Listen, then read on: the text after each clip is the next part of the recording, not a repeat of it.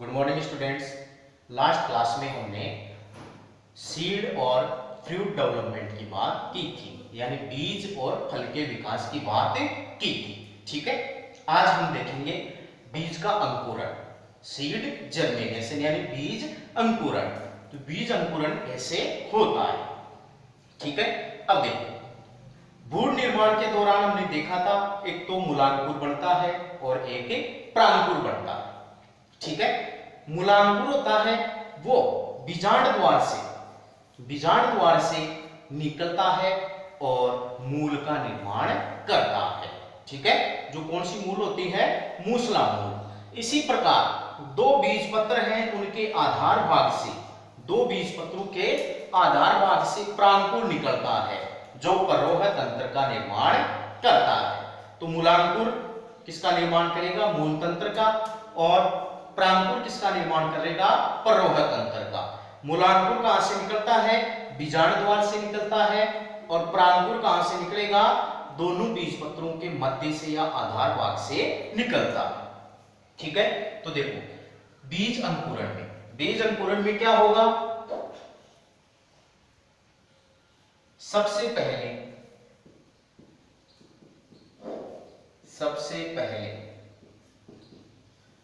मूलांकुर, बीज अंकुरण में क्या होगा, सबसे पहले मूलांकुर बीजांड द्वार से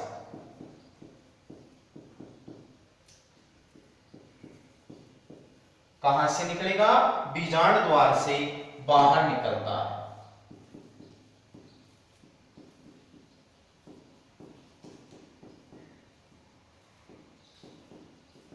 बीजांड द्वार से बाहर निकलता है। इससे प्राथमिक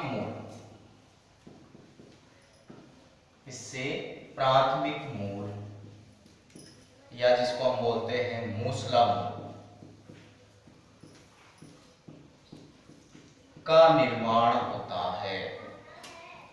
मूसला मूल का निर्माण होता है। तो मूल का निर्माण तो किससे हो गया, मूलांकुर से। ठीक है, फिर बीज पत्रों के मध्य से,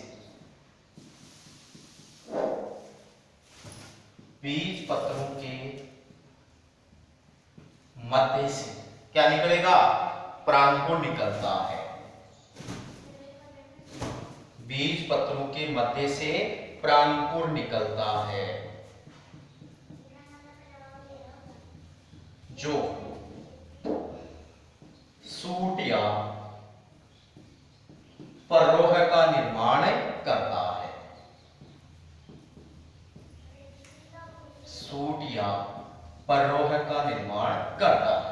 तो सूट या परोह का निर्माण किससे हो जाएगा, प्रांकुर से। ठीक है, अब देखो जो बीजों का अंकुरण है, बीज अंकुरण दो प्रकार का होता है। बीज अंकुरण कितने प्रकार का होगा, दो प्रकार का। दो प्रकार कौन सा है, पहला भूम्योपरिक, या इसको क्या बोलते हैं, ऊपरी भूमिक। भूम्योपरिक या ऊपरी भूमिक।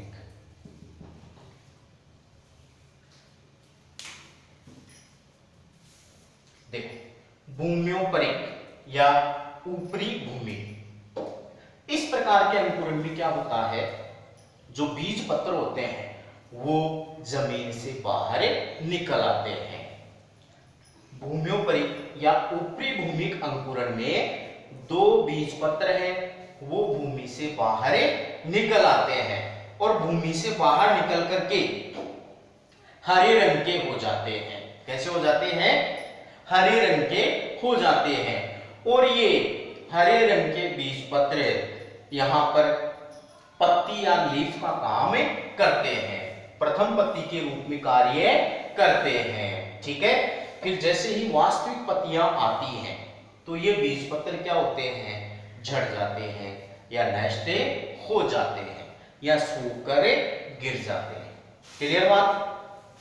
तो भूम्योपरिक या ऊपरी भूमिक में क्या होता है? बीज पत्र भूमि से बाहर, बीज पत्र भूमि से बाहर। फिर ये बीज पत्र कैसे हो जाएंगे? हरे रंग के, और किसका कार्य करेंगे? प्रथम पत्ती का, प्रथम पत्ती के रूप में कार्य करते हैं। और जैसे ही फिर पौधे में पत्तियां निकल आती हैं तो ये बीज पत्र क्या होते हैं? सूख करके गिर जाते हैं। ठीक है? किसमें मिलेंगे? इस प्रकार का अंकुरण किसमें मिलेगा? अधिकांश द्विबीजपत्रियों में, अधिकांश द्विबीजपत्रियों में।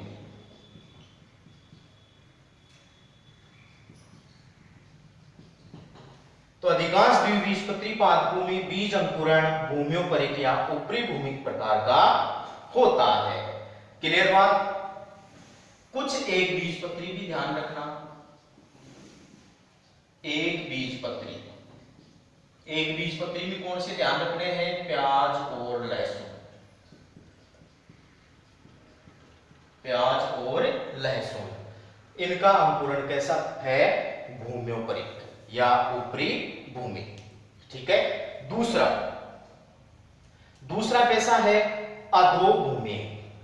दूसरा प्रकार का कैसा होगा? अधोभूमिक। अधोभूमिक का मतलब क्या हुआ? बीजपत्र भूमि के अंदर ही रहते हैं, बीजपत्र भूमि के अंदर। ठीक है? तो नाम से क्लियर कर लेना इसको। भूम्योपरिक या ऊपरी भूमि का मतलब क्या है? बीजपत्र भूमि से बाहर निकलते हैं। और अधोभूमि का मतलब क्या है? कि जो बीजपत्र है वो भूमि के अंदर ही रहते हैं। ठीक है? और ये कुछ अधिकांश किसमें मिलेंगे आपको? अधिकांश एक बीजपत्रियों में, अधिकांश एक बीजपत्रियों में, और कुछ द्विबीजपत्रियों।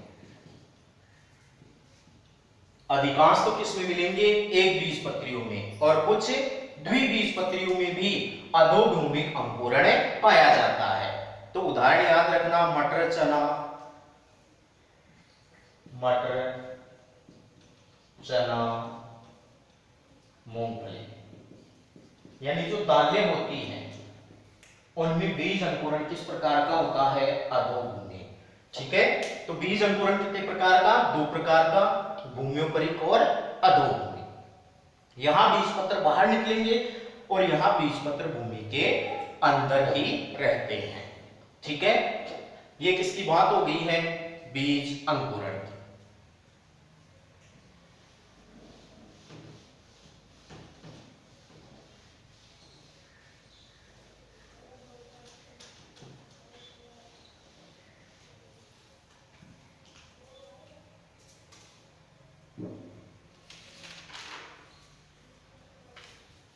हम बात करेंगे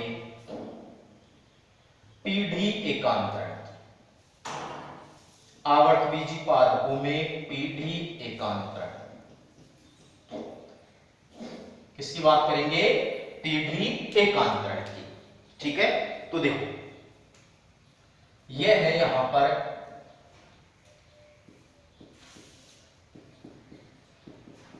आवर्तबीजी पादप।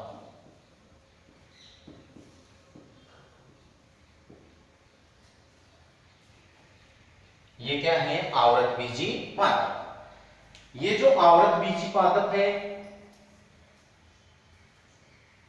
इन पर पाए जाते हैं पुष्प। क्या धारण करते हैं? ये पुष्प धारण करते हैं। ठीक है? अब जो पुष्प है, पुष्प में एक तो होता है अंडक, एक तो क्या मिलेगा, अंडा, और एक क्या मिलेगा, पुंकेसर।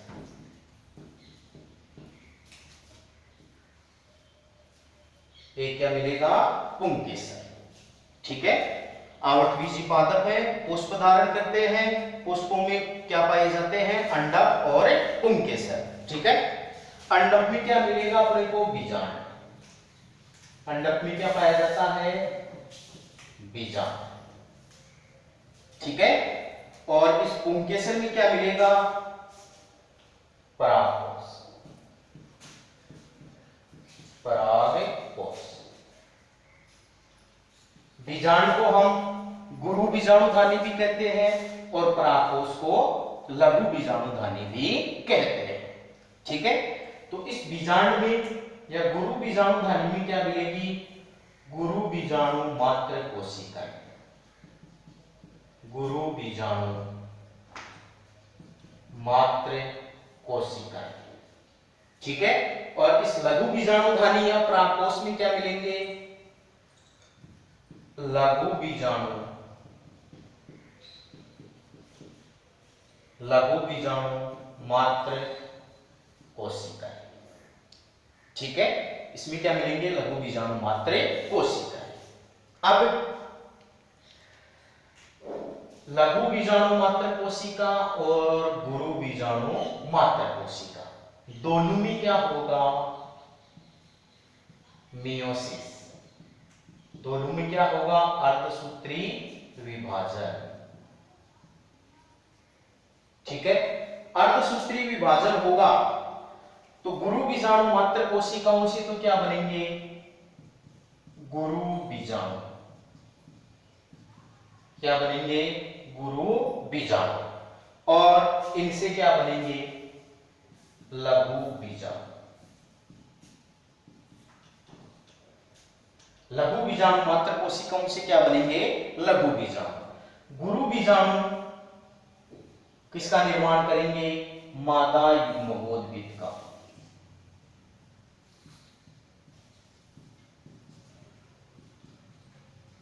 इसका निर्माण करेंगे मादा युग्मकोद्भिद या भ्रूणकोश का। ठीक है। और ये जो लघु बीजाणु है, लघु बीजाणु किसका निर्माण करेंगे, नर युग्मकोद्भिद का।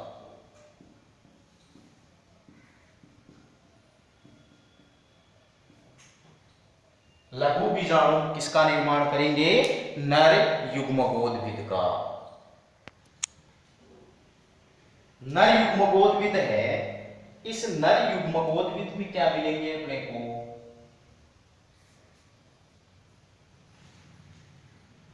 दो नर युग्मक।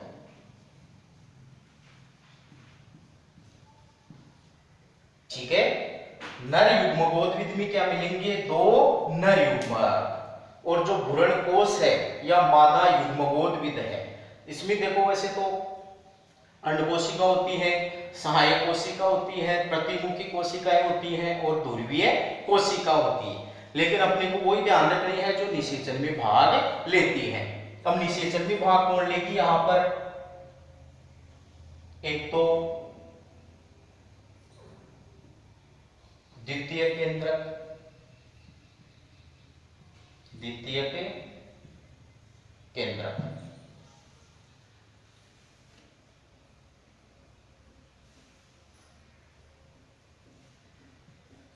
द्वितीय केंद्रक, और एक अंड कोशिका। मादा युग्मकोद्भिद या भ्रूणकोश में एक तो द्वितीय केंद्रक है और एक क्या है, अंड कोशिका। ठीक है। अब देखो दो नर युग्मक है, दो क्या है, नर युग्मक। उनमें से एक नर युग्मक इस अंड कोशिका के साथ फ्यूज होगा। फ्यूज यानी संलयन। एक नर युग्मक और एक अंड कोशिका का क्या होगा, संलयन, जिसको क्या बोलते हैं, फर्टिलाइजेशन। या निषेचन। ठीक है, तो एक नर युग्मक और एक मादा युग्मक ये तो क्या करते हैं, संलयित होते हैं यानी निषेचन करते हैं। इधर दूसरा नर युग्मक और द्वितीय केंद्रक संलयित होते हैं और किसका निर्माण करते हैं, प्राइमरी एंडोस्पर्म न्यूक्लियस का, जो कैसा है, त्रिगुणित, और ये बाद में क्या बनाता है, भ्रूणपोष। क्या बनाएगा, भ्रूणपोष। ठीक है, ये तो भ्रूणपोष बन गया। अब इधर आ, निषेचन हुआ। निषेचन हुआ तो निषेचन के दौरान क्या बना, जाइगोट। निषेचन के दौरान क्या बन गया, जाइगोट या युग्मनज। ठीक है, युग्मनज विकसित होगा और क्या बनाएगा, भ्रूण। युग्मनज विकसित होकर के क्या बनाएगा, भ्रूण। भ्रूण कहां मिलेगा आपको, बीज में। भ्रूण कहां पाया जाता है, बीज में। ठीक है, बीज का क्या होगा, अंकुरण। बीज का क्या होगा, अंकुरण। अंकुरण होगा तो क्या बन जाएगा, वापस आवृतबीजी पौधा। वापस क्या बन जाएगा, पौधा। अब देखो, मैंने ये जो नीले कलर की संरचनाएं बनाई है, कौन सी, ये जो नीले कलर वाली, ये भ्रूणपोष ब्लैक से बना देते हैं।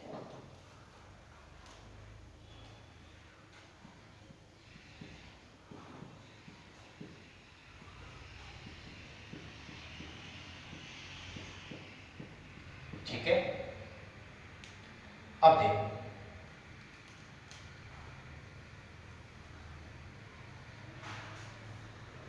ये यहां पर आपको दो पार्टों में दिख रहे हैं, दिख रहे हैं कि नहीं। ये ऊपर वाली पीढ़ी है, ये तो कहलाती है बीजाणुोत्भिद। ये तो कौन सी पीढ़ी है, बीजाणुोत्भिद पीढ़ी, यानी द्विगुणित। और ये जो पीढ़ी है ये कौन सी है, अगुणित, या जिसको हम क्या बोलेंगे, गेमेटोफाइट।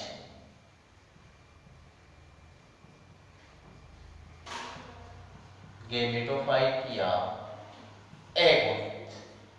ठीक है, इस प्रकार आवर्तबीजी पादपों में पीढ़ी एकांतरण पाया जाता है। देखो इसको दोबारा से, आवर्तबीजी पौधे, आवर्तबीजी पौधे क्या करते हैं, पुष्प धारण करते हैं। पुष्पों में अंडा और पुंकेसर यानी मादा जननांग है और ये नर जननांग है। ठीक है, मादा जननांग अंडप, अंडप में क्या बनता है, बीजांड। पुंकेसर में क्या होता है, परागकोश। बीजांड में तो क्या मिलेगी, गुरु बीजाणु मात्र कोशिकाएं, और परागकोश में क्या मिलेगी, लघु बीजाणु मात्र कोशिकाएं। अब इन गुरु बीजाणु और लघु बीजाणु मात्र कोशिकाओं में अर्धसूत्री विभाजन हो गया।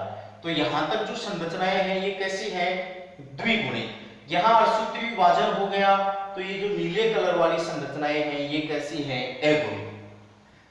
अर्धसूत्री विभाजन हुआ तो इधर तो क्या बन गए, गुरु बीजाणु, और इनसे क्या बन गए, लघु बीजाणु। ठीक है, अब गुरु बीजाणु मादा युग्मकोद्भिद का विकास करेंगे और लघु बीजाणु नर युग्मकोद्भिद का विकास करेंगे।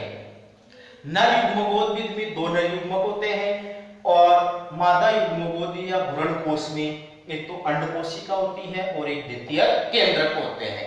अन्य कोशिकाएं होती है लेकिन वो यहाँ पर निषेचन में काम नहीं आती है।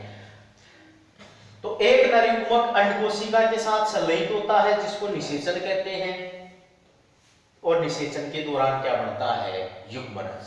अब युग्मनज वापस कैसा हो गया, द्विगुणित। यहां तक कैसी थी संरचनाएं, अगुणित। इधर दूसरा नर युग्मक द्वितीय केंद्रक के साथ संलयित होता है और प्राइमरी एंडोस्पर्म न्यूक्लियस बनाता है जो एकमात्र त्रिगुणित कोशिका होती है।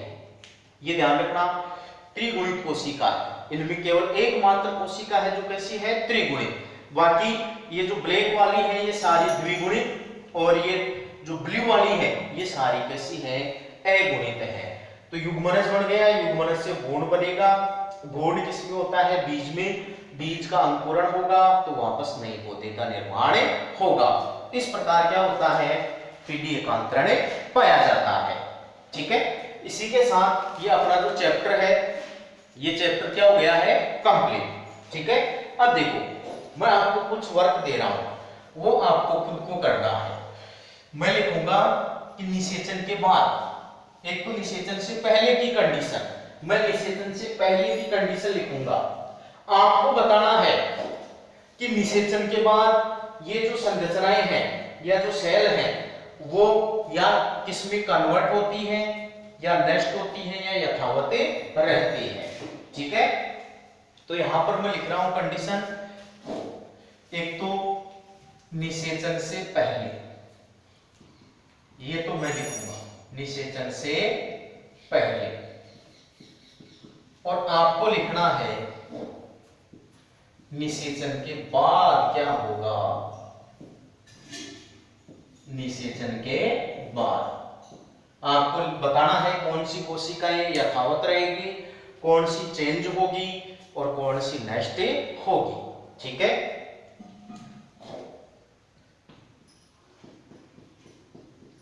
वृत्तिकाग्र,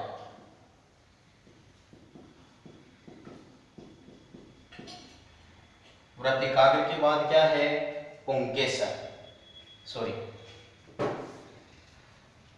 साथ ही लिख देता हूं, वृत्तिकाग्र और वृत्तिका,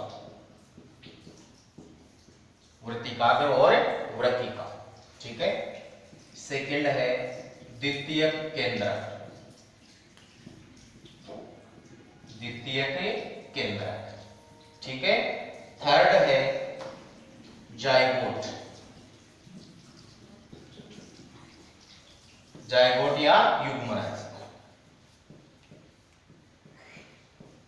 अंड कोशिका। ठीक है,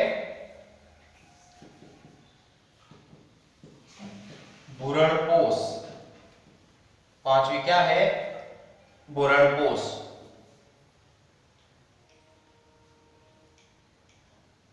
छठवीं है बीजांडकार, सातवीं है हाइलम, सातवीं क्या है, हाइलम। आठवीं है बीजांड ग्रंथ,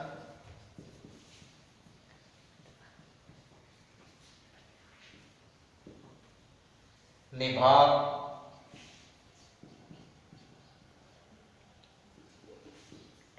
अंडाशय,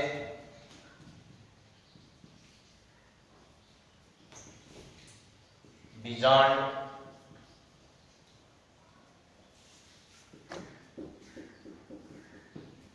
बाह्य अध्यावरण,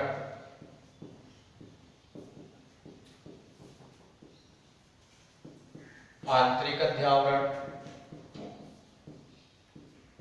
बाह्य अध्यावरण, आंतरिक अध्यावरण,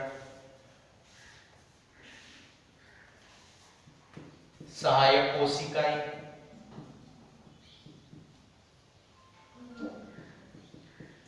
प्रतिमुखी कोशिकाएं, सहायक कोशिकाएं हो गई, प्रतिमुखी कोशिकाएं। ठीक है, ये संरचनाएं निषेचन से पहले है। अब आपको ये बताना है निषेचन के बाद इनमें से कौन सी तो नष्ट होगी, कौन सी यथावत रहेगी और कौन सी परिवर्तित होगी। ठीक है, इसी के साथ अपना ये चैप्टर कंप्लीट है। धन्यवाद।